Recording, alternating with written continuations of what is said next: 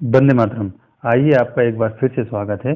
और आज हम कंप्यूटर की मेमोरी देखने जा रहे हैं कि कंप्यूटर समझते हैं कि आखिर कंप्यूटर की मेमोरी क्या होती है। देखिए, जैसे कि फ्लो डायग्राम में आपको दिख रहा होगा, हम आज क्या देखने वाले हैं, मेमोरी देखने वाले हैं। सबसे पहले याद, दो टाइप का होता है मेमोरी, एक तो है प्राइमरी मेमोरी और दूसरा होता है सेकेंडरी मेमोरी। प्राइमरी मेमोरी, चलिए सबसे देखिए, सेकेंडरी मेमोरी हम बाद में देखेंगे। सबसे पहले देखते हैं हम क्या, प्राइमरी मेमोरी। चलिए थोड़ा इसको जूम कर लेते हैं, जिससे थोड़ा आपको आसानी होगी समझने में और देखने में। चलिए, ठीक है।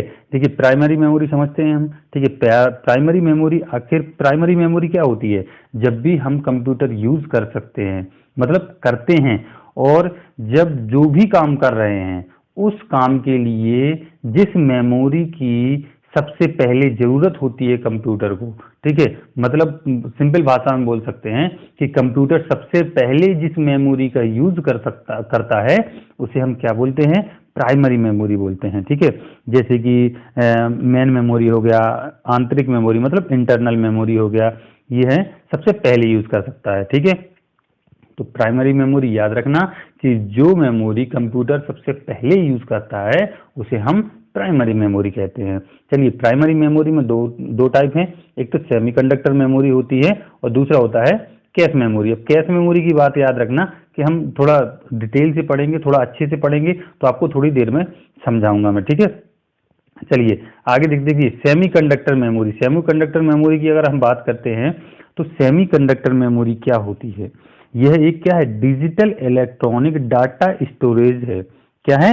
डाटा स्टोरेज डिवाइस है। क्या? Digital electronic data storage device है। ठीक है, इसमें जो डाटा होता है ना, वो एमओएस मेमोरी सेल के भीतर स्टोर होता है। एमओएस का मतलब होता है मेटल ऑक्साइड सेमीकंडक्टर मेमोरी होती है, जो उसके भीतर ये चीज यूज होती है। जैसे सेमीकंडक्टर के एग्जांपल आपके सामने लिखे हैं, क्या क्या है?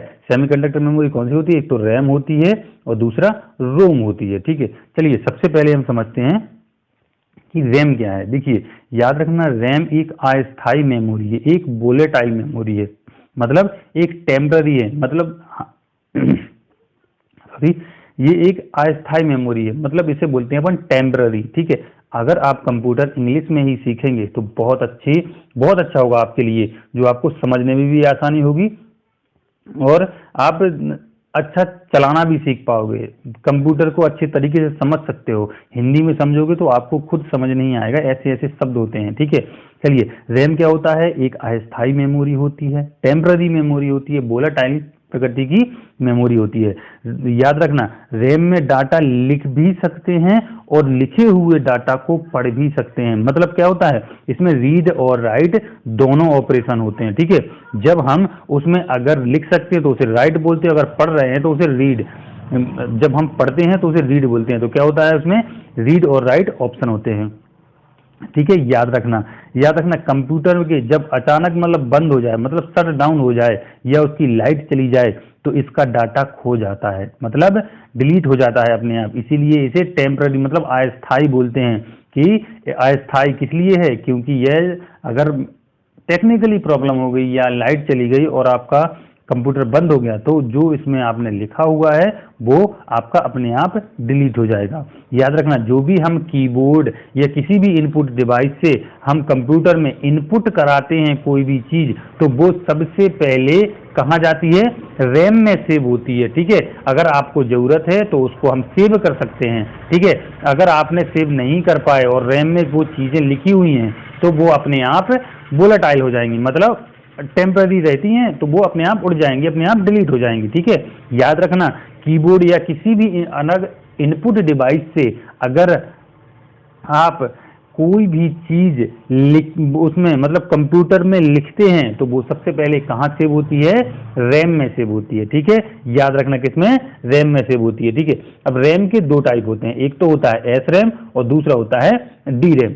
एस रैम का देखिए, दोनों को अपन फर्क समझते हैं, दोनों को अंतर तुलना करते हैं, तो आपको शायद मेरे हिसाब से जल्दी समझ में आएगा। देखिए, एस रैम का फुल फॉर्म होता है स्टैटिक रैंडम एक्सेस मेमोरी। क्या होता है? Static random access memory, S RAM का आपको याद रखना है। और डी रैम का फुल फॉर्म क्या होता है? डी रैम होता है डायनेमिक रैंडम एक्सेस मेमोरी। क्या होता है? डायनेमिक रैंडम एक्सेस मेमोरी, याद रखना। एस रैम में ट्रांजिस्टर तथा फ्लिप फ्लॉप का प्रयोग होता है। ठीक है, क्या होता है? ट्रांजिस्टर और फ्लिप फ्लॉप का प्रयोग होता है। और डी रैम में क्या होता है? कैपेसिटर का यूज होता है। ठीक है, याद रखना, डी रैम में कैपेसिटर का यूज होता है। लेकिन एक बात थोड़ा याद रखना कि अगर मान लो आपके एग्जाम में आ जाता है कि एस रैम में किसका प्रयोग होता है और आपके अगर ऑप्शन में ट्रांजिस्टर और फ्लिप फ्लॉप दोनों दिए होते हैं, तो आपको याद रखना फ्लिप फ्लॉप लगाना है ऑप्शन। ठीक है, अगर फ्लिप फ्लॉप ऑप्शन में नहीं है तो आपका क्या माना जाएगा उत्तर? ट्रांजिस्टर आपका उत्तर माना जाएगा।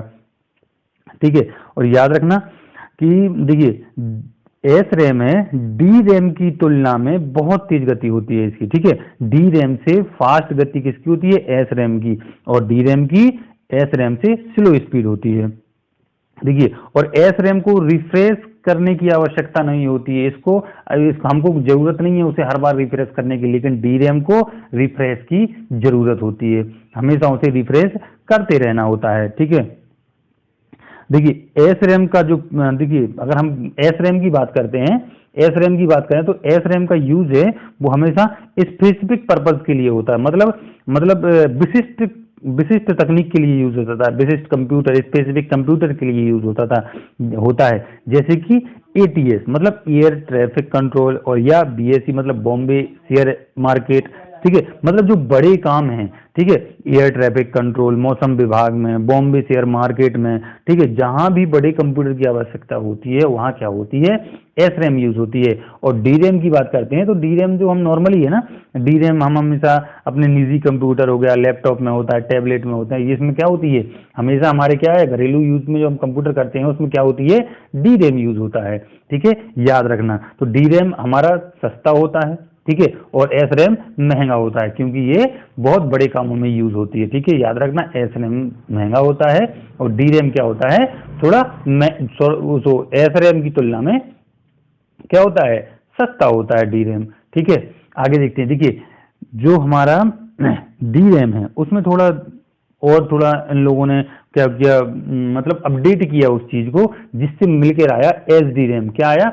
S D RAM. S D RAM का फुल फॉर्म होता है synchronous dynamic random access memory. क्या होता है? Synchronous dynamic random access memory. क्या होता है? याद रखना, इसका क्या होता है? Synchronous dynamic random access memory, याद रखना। और इसकी गति हमेशा याद रखना, एसडी रैम की गति हमेशा मेगा हर्ट्ज में नापी जाती है। क्या में नापी जाती है?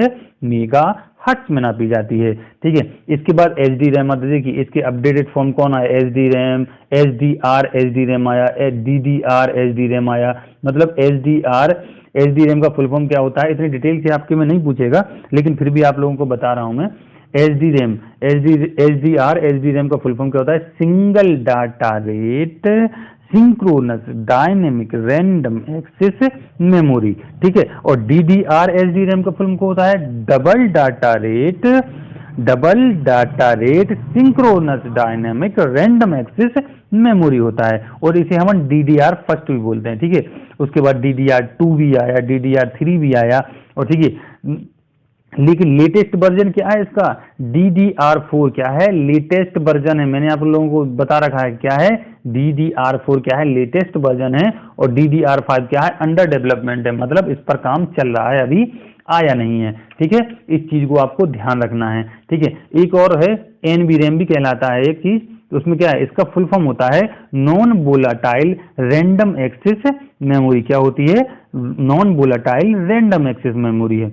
कुछ पॉइंट हैं मैं आपको बता रहा हूं, थोड़ा उनको याद रखना है आपको। देखिए पॉइंट क्या है याद रखना, जो सेमीकंडक्टर मेमोरी का जो डाटा है प्रोसेसिंग करने की गति अधिक होती है। याद रखना क्या होता है? सेमीकंडक्टर जो मेमोरी होती है उसकी प्रोसेसिंग करने की गति हमेशा ज्यादा होती है, क्योंकि ये कैसे बनी होती है? आईसी चिप से बनी होती है। ठीक है, एस रैम होता है जो, उसमें कैश मेमोरी के रूप में प्रयोग की जाती है। ठीक है, क्या एस रैम को किस तरीके से यूज कर सकते हैं हम? कैश मेमोरी के रूप में प्रयोग कर सकते हैं। याद रखना, रैम की इकाई DDR होती है। रैम की इकाई जो होती है DDR होती है, ठीक है। और ये क्या NVRAM क्या है, non volatile, NV non volatile, ठीक है।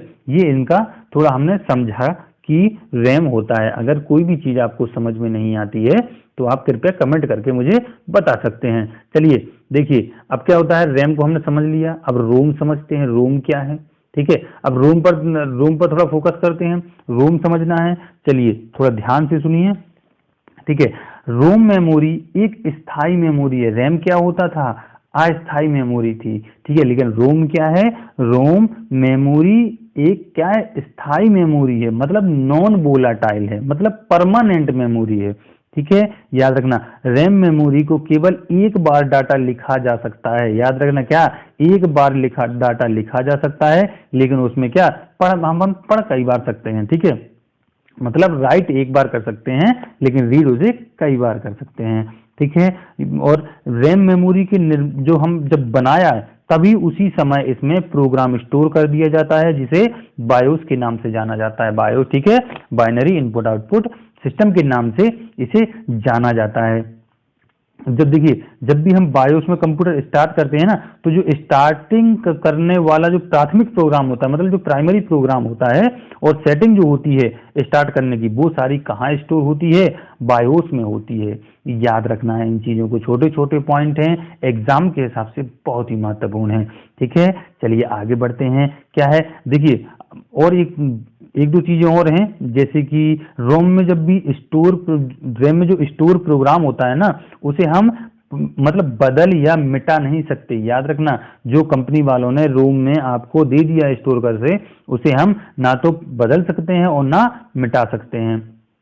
देखिए, कंप्यूटर का पावर अगर स्विच ऑफ भी हो जाता है, कोई टेक्निकल प्रॉब्लम भी आ जाती है, तो हमारा डाटा उसमें सेव रहता है। और रैम में क्या होता है, कंप्यूटर बंद हो जाने के बाद रैम का डाटा उड़ जाता है, ठीक है। लेकिन इसका ऐसा नहीं होता है, इसमें कोई फर्क नहीं पड़ता। अगर रोम में कोई चीज पहुंच गई है तो वो हमेशा आपके पास रहेगी, ठीक है। रोम के 3 प्रकार होते हैं, जैसे कि पी रोम, ईपी रोम और डबल ईपी रोम, ठीक है। अब इनको समझते हैं क्या होते हैं, ठीक है। जैसे कि आप इमेज के थ्रू देख सकते हैं कि आपको किस तरीके से आपको प्रोम दिख रहा है। चलिए सबसे पहले किसे समझते हैं, हम प्रोम को समझते हैं। प्रोम क्या होता है, याद रखना कि प्रोम मेमोरी केवल एक बार प्रोग्राम लिखा जा सकता है, लेकिन मिटाया नहीं जा सकता। याद रखना, प्रोम क्या है कि इस मेमोरी में हम प्रोग्राम लिख तो सकते हैं, लेकिन इसे मिटा नहीं सकते।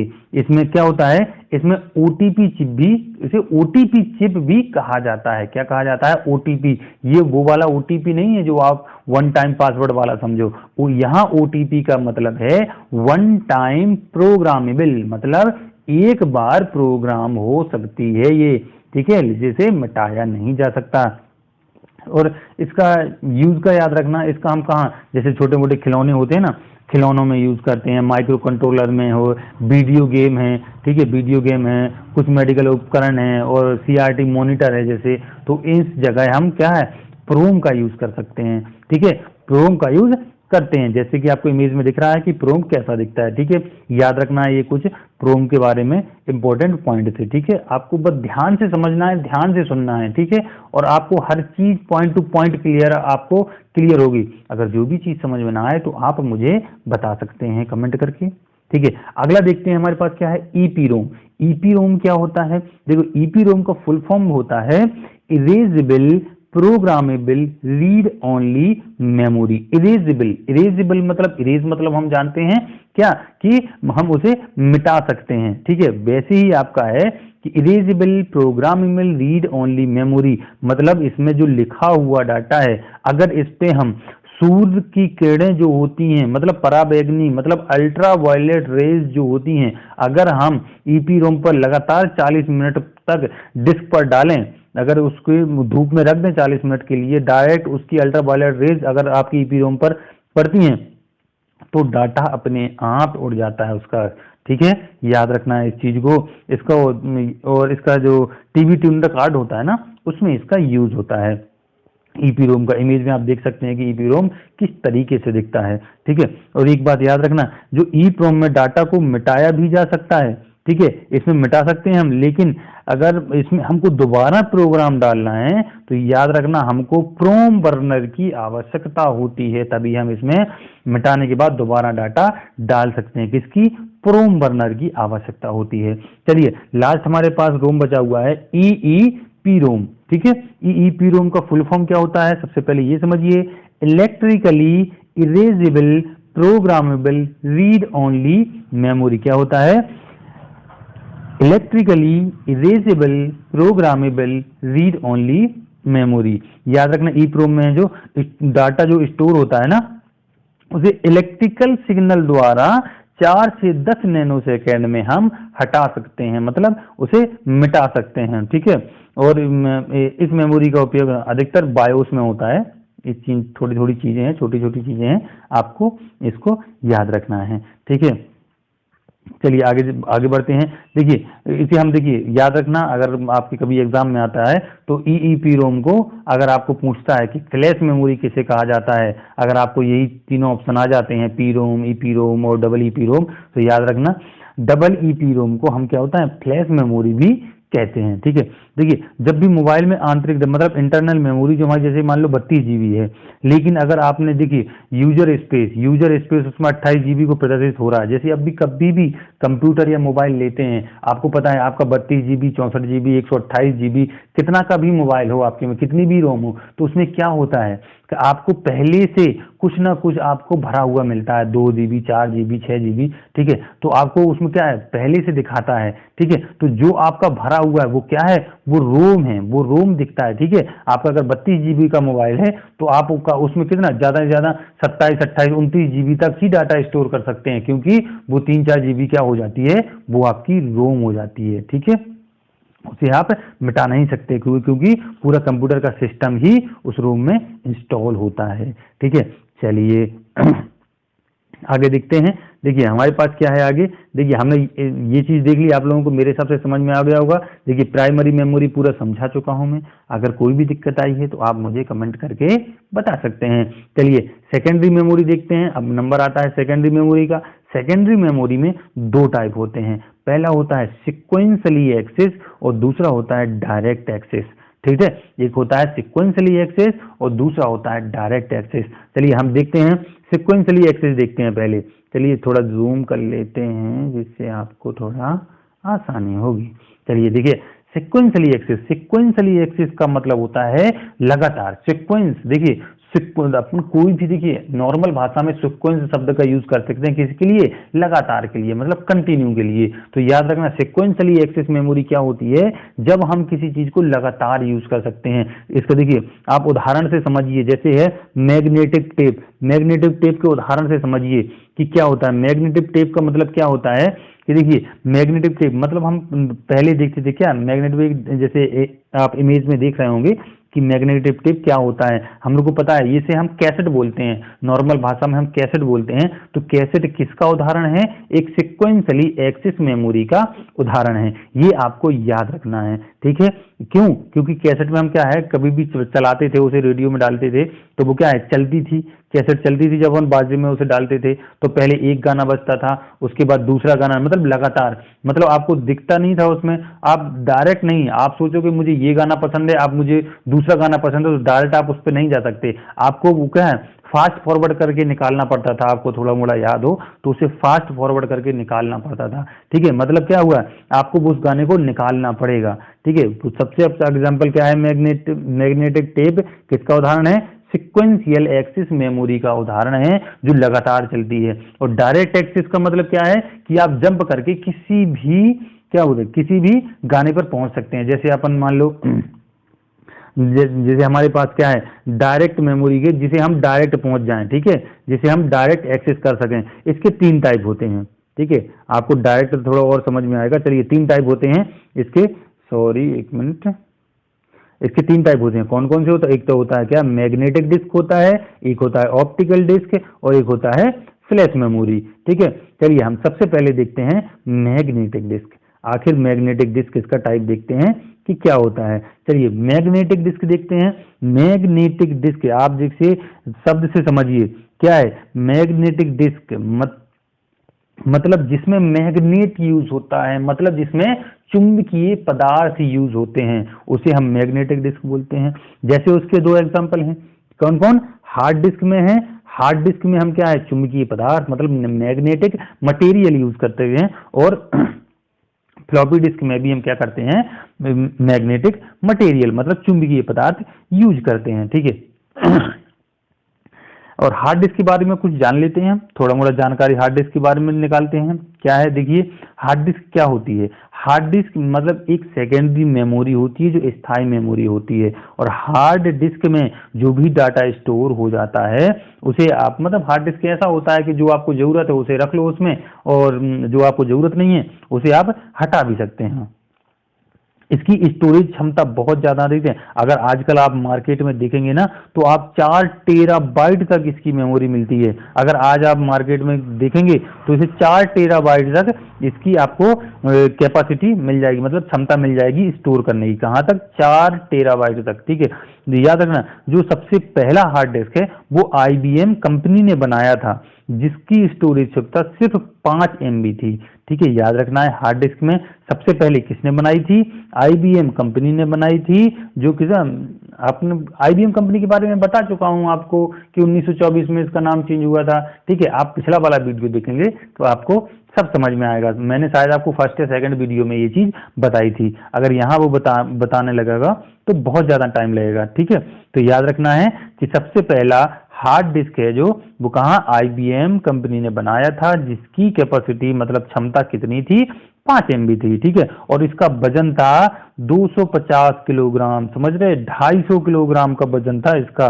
5 MB डाटा को स्टोर करने के लिए 250 किलोग्राम का चीज आपको खरीदना पड़ता था, ठीक है। इसमें एक क्या होता था कि सॉरी, एक मिनट होल्ड करना। हाँ चलिए, देखिए इसका क्या होता है, इसमें क्या है, हम बहुत तेज गति से क्या है, इसमें बहुत तेज गति से घूमती हुई एक डिस्क होती है, जैसे कि आप इमेज में देख सकते हैं।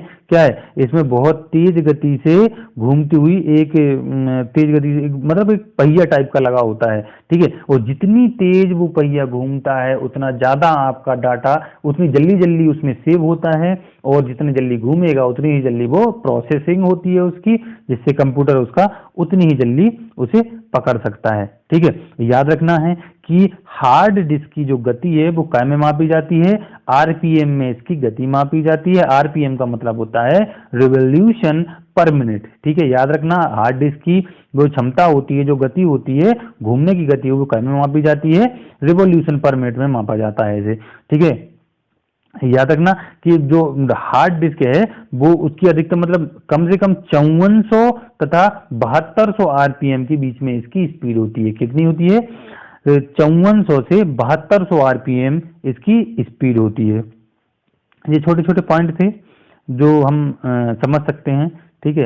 ये बहुत ही इंपॉर्टेंट फैक्ट हैं, मैंने आप लोगों को बताए हैं, तो आप लोगों को इन चीज को याद रखना है, ठीक है। देखिए एक पॉइंट और याद रखना कि जो सेकेंडरी मेमोरी की स्टोरेज क्षमता होती है वो अधिकतम 16 टेराबाइट तक होती है, लेकिन अगर हम प्राइमरी मेमोरी अगर की बात करें तो प्राइमरी मेमोरी की क्या डाटा स्टोर की क्षमता होती है 32 GB तक, इसे हम स्टोर करते हैं। 32 GB तक इसकी क्या होती है? क्षमता होती है। चलिए देखिए, हार्ड डिस्क में जो डाटा स्टोर करने में काम आती है, जबकि रैम, देखिए हार्ड डिस्क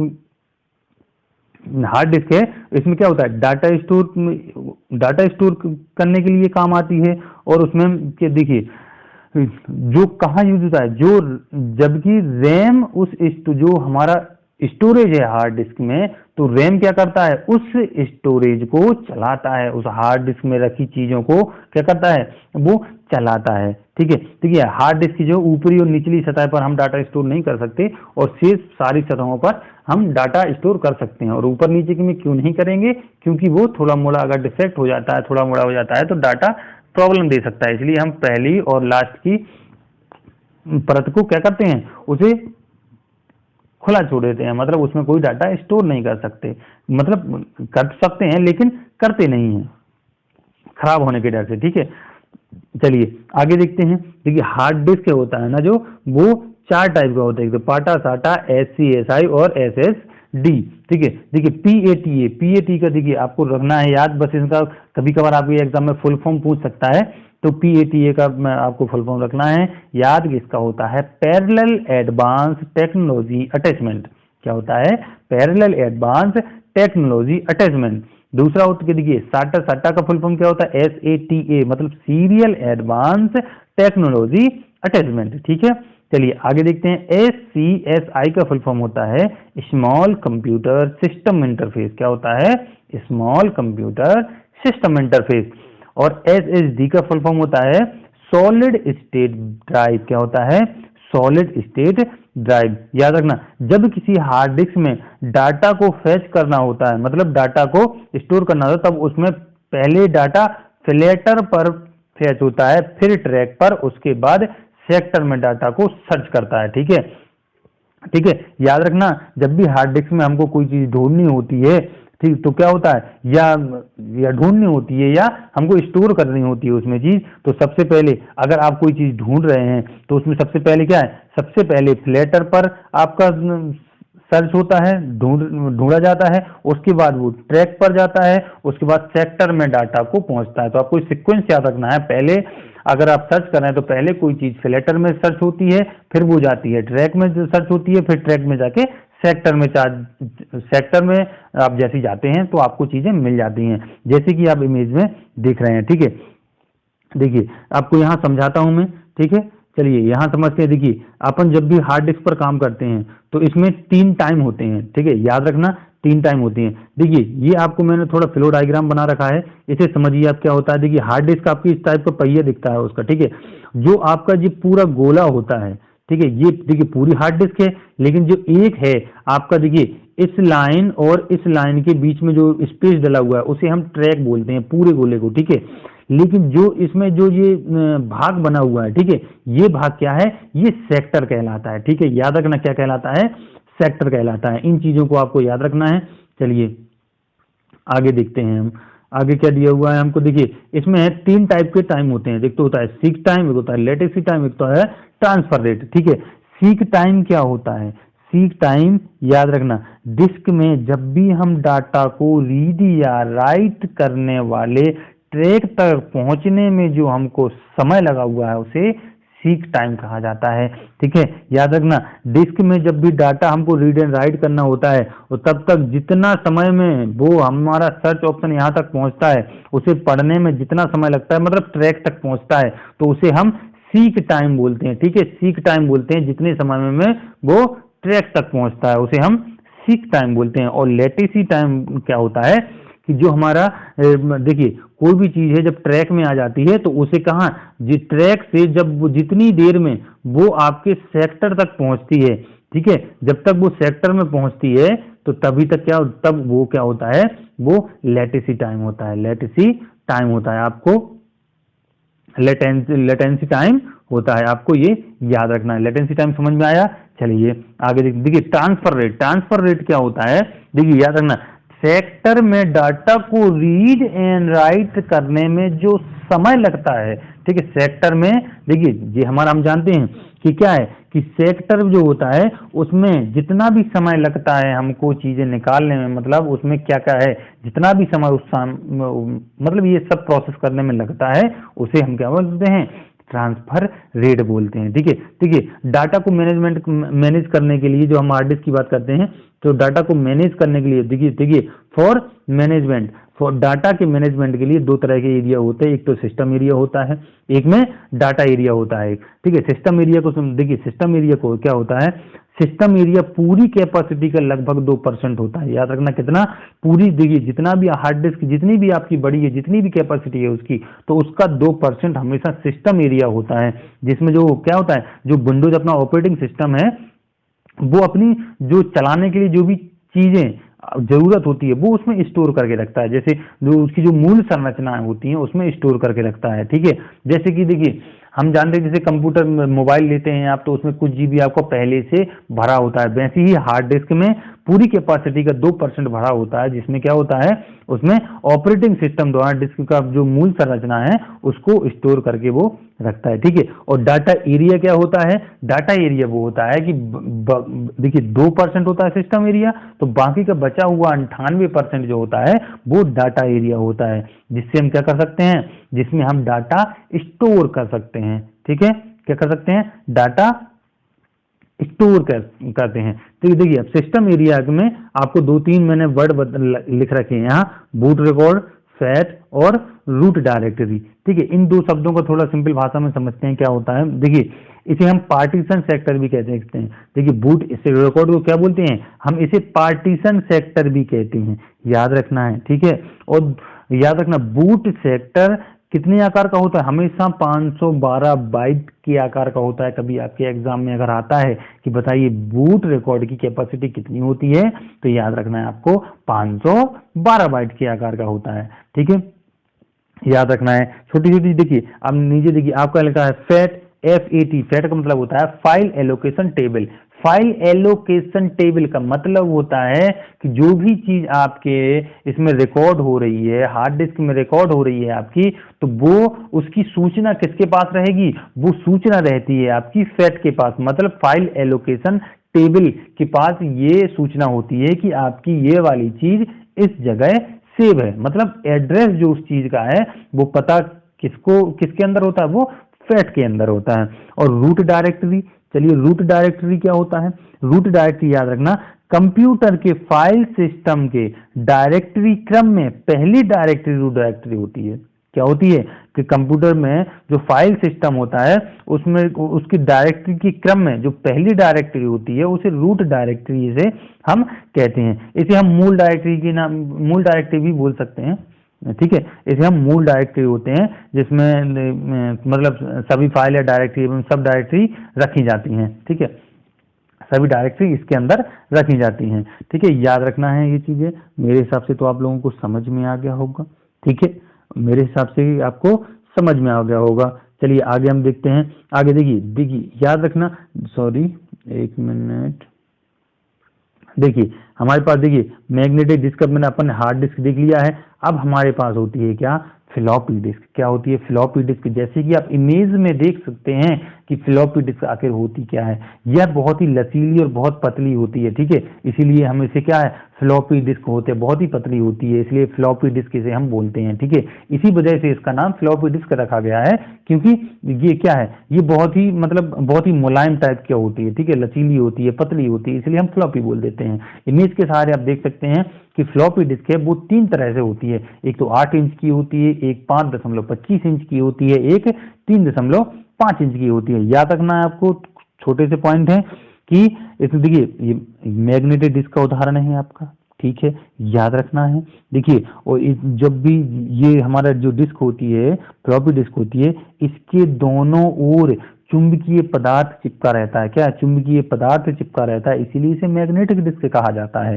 ठीक है, मैग्नेटिक डिस्क का उदाहरण है। ठीक है, चलिए अब देखिए ये 8 इंच जैसे आपको इमेज में दिखते हैं, कितने टाइप का होता है, 3 टाइप का फ्लॉपी डिस्क होता है। पहला होता है 8 इंच, जिसे हम देखिए ये पुरानी 8 इंच का जो फ्लॉपी डिस्क होता था ये पुराना है, पुराने जमाने में ये चलता था, इसे हम ओल्ड फ्लॉपी भी बोलते हैं, जिसकी कैपेसिटी होती है 100 KB से 768 KB तक इसकी कैपेसिटी होती है, मतलब इतना डाटा स्टोर कर सकता था। ठीक है, दूसरा है 5.25 इंच, इसे बोल देते हैं अपन मिनी फ्लॉपी बोलते हैं, जिसकी कैपेसिटी याद रखना इसकी होती है 360 KB से 1.2 MB तक इसकी स्टोर करने की क्षमता होती है। लास्ट हमारे पास 3.5 इंच, मतलब इसको बोलते हैं माइक्रो फ्लॉपी। ठीक है, क्या बोलते हैं, माइक्रो फ्लॉपी डिस्क बोलते हैं, जिसकी कैपेसिटी होती है 2.88 MB। ठीक है, क्या होती है, 2.88 MB। ये कुछ पॉइंट थे, मैंने आपको बता दिए हैं। ठीक है, और याद रखना फ्लॉपी, इसे अपन फ्लॉपी डिस्क के साथ साथ डिस्केट भी बोला जाता है इसे। ठीक है, याद रखना क्या बोला जाता है इसे, डिस्केट भी बोला जाता है।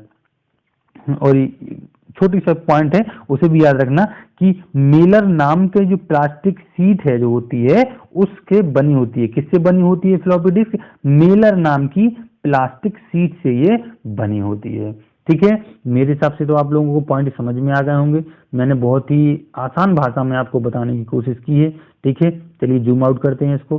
देखिए ये क्या है, हमारी मेमोरी हम पढ़ रहे थे। ठीक है, इतना चीजें हम देख चुके हैं। ठीक है, अब हमारे पास देखिए ये वीडियो ज़्यादा लंबा हो रहा है, इसलिए हम मेरे हिसाब से यहीं स्टॉप करते हैं। अब आपका कितना बचा हुआ है, देखिए ये आपके टोटल आपका कितना बचा हुआ है। देखिए आपके जो डायरेक्ट एक्सेस है, वो डायरेक्ट एक्सेस का कितना बचा हुआ है मेमोरी, एक तो ऑप्टिकल डिस्क बचा हुआ है और दूसरा फ्लैश मेमोरी बचा हुआ है। इसको हम अगले वीडियो में देखेंगे। ठीक है, आपको इस वीडियो में जो भी दिक्कत आई है वो कृपया कमेंट करके जरूर बताएं। ठीक है, और देखिए ये इतना बचा हुआ है और हमारा कैश मेमोरी बचा है, इसे हम क्या करते हैं अगले वीडियो में देखते हैं। ठीक है, वीडियो आपको कैसा लगा कमेंट करके जरूर बताएं। जो भी दिक्कत आ रही है, अगर आपको लिखना चाहें तो लिख भी सकते हैं, अगर आप चाहें अगर लिखना है तो मैं और स्लो बोल सकता हूं जिससे आप लिख सकते हैं, क्योंकि मेरे पास इतनी टेक्नोलॉजी उपलब्ध नहीं है कि आपको मैं लिखवा सकूं, कि आपको मैं मतलब लाइव पढ़ा सकूं। ठीक है, इसलिए मेरे पास अभी इतना टेक्नोलॉजी उपलब्ध नहीं है, इसलिए आपको मैं ऐसे ही पढ़ा रहा हूं। अगर आपको लिखना है तो मैं आपको स्लो बोल सकता हूं, बहुत ही आसान भाषा में, जिसमें आपको हर चीज समझ में आ जाएगी। ठीक है, अगर कोई भी दिक्कत है, कोई भी चीज समझ में नहीं आई तो आप कमेंट करके बता सकते हैं, अगले वीडियो में आपके डाउट क्लियर कर दूंगा। ठीक है, चलिए चलते हैं, आज के लिए इतना ही बहुत है। जय हिंद।